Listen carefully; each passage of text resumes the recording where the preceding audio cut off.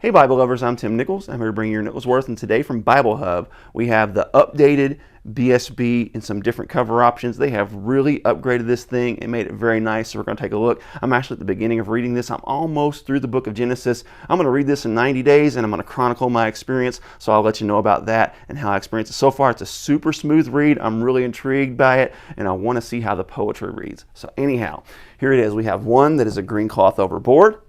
We have one that is an Atlantic, kind of like an ocean blue Tosca cowhide.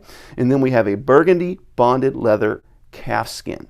So all three of them are very nice additions depending on your needs and depending on what you're looking for. The hardback obviously is exactly what you would expect. Has a paper liner, has a beautiful text block. This is called a 39 GSM thin coat paper. It's a 9.5 Cambria font, which Cambria, it's very interesting they elected to use that font because it's kind of sleek looking. But we'll talk about the layout in a minute. But before we get into that, I want to talk about the cover options. So the hardback, you can't hardly go wrong with a hardback. That's obviously going to be the least expensive option. The middle option is going to be this bonded leather calfskin. Now this bonded leather feels exactly like bonded leather would feel. It is very stiff. It feels kind of cardboardy. It has a paper liner. And of course you have the same layout, but it does have the gilded edges and the rounded corners. So we'll get to that in a minute as well.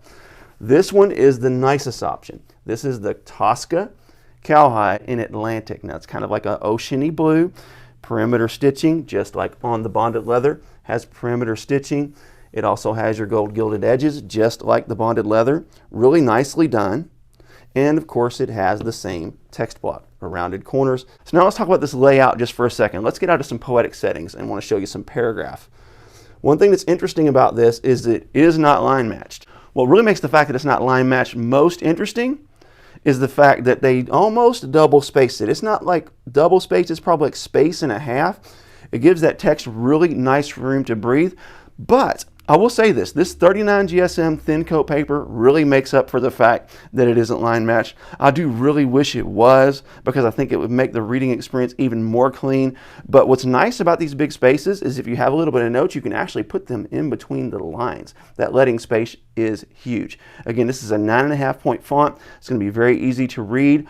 Also, a couple interesting features about the layout is their cross references they put under the subtitles. I thought that was pretty cool.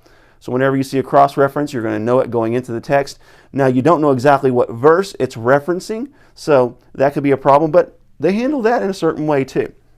On the bottom, you have your textual notes. But as I was reading in Genesis, I was noticing that occasionally it'll let you know when the verse is cited in the New Testament. For example, verse 18 on this page is cited in 2 Corinthians chapter 8, verse 15. So it also kind of has a secondary cross-referencing system. It's not real robust, but it is quite nice. The paragraph settings, the verse numbers are nice and bold, so they're not difficult at all to find.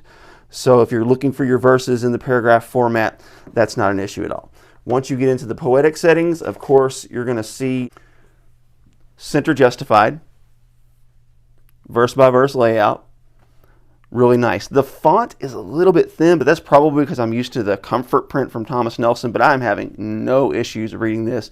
It looks really nice. I'm actually enjoying this Cambria font. Just a little bit of a different reading experience. So excellent so far. When you get into the New Testament, the words of Christ are going to be in black. Of course, you got your notes on the bottom.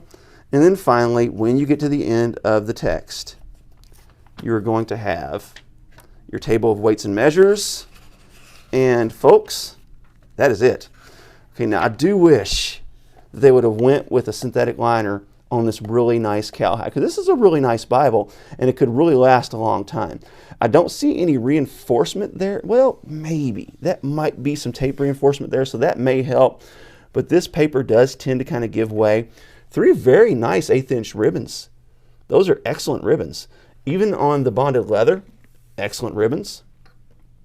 And on the hardback, now this one is frayed a little bit, but that's going to happen sometimes when you use it. That's just a simple fix with just a singe. These appear to be double-sided, so overall very nice addition. I do wish they would line match it. You can kind of see a little bit of ghosting, but this paper does really make up for it. I really look forward to reading the BSB. So far, like I said, it's reading very smooth. I love the fact that they make it easy to read. It comes in 4 tiers. It starts off with interlinear, then literal, and then modern, and then lastly emphasized. They kind of compared it to what the Amplified is like, so it's going to have some extra words to kind of help you understand a little better. It's not all completed. This edition is completed. Some of it's still a work in progress, but once they have it all done, it's going to be a phenomenal resource for anybody. God bless you. Keep calm. Jesus on. This is your Nicholsworth.